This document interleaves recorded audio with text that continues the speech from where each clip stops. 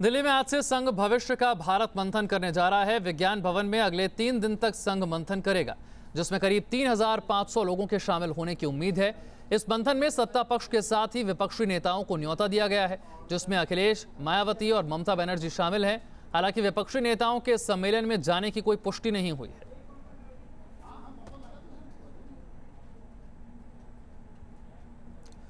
मोहित राज दुबे ज्यादा जानकारी के साथ हमारे साथ जुड़ रहे हैं। मोहित, विज्ञान भवन में एक कार्यक्रम हो रहा है और जैसा कि पहले से कहा जा रहा था कि विपक्षी पार्टी के कई नेताओं को इसमें न्योता दिया जाएगा और बताया जा रहा है कि दिया भी गया है, लेकिन कौन कौन इसमें शामिल होने जा रहा है, क्या कोई पुष्टि हो पाई अब तक?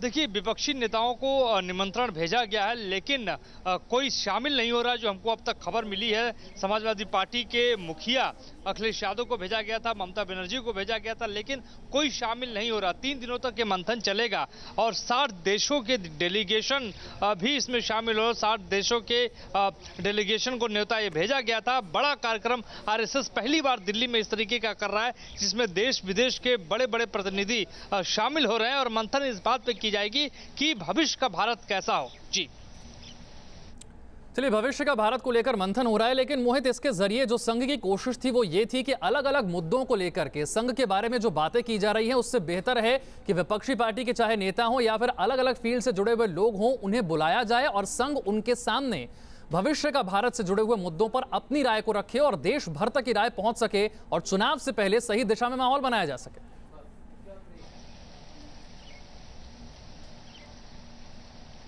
बिल्कुल, आपने ठीक बात कही है कि लोकसभा चुनाव करीब है और 5 राज्यों में विधानसभा चुनाव करीब है। लिहाजा संघ की कोशिश है कि जो परसेप्शन आरएसएस को लेकर विपक्षी पार्टियों ने बनाया है समाज के भीतर, उसे दूर किया जाए और जो नेता आरएसएस पर निशाना साधते हैं उनको इस मंच पर बुलाकर बताया जाए कि आरएसएस की जो विचारधारा है वो राष्ट्र के प्रति है, राष्ट्र के प्रति समर्पण की विचारधारा है और जिस तरीके से विपक्षी पार्टियां निशाना साधती है वो बिल्कुल भी नहीं है।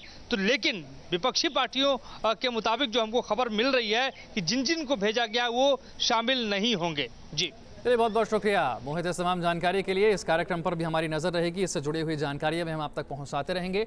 बने रहिए न्यूज़ नेशन के साथ, क्योंकि खबरों का सिलसिला यहां कभी नहीं थमता।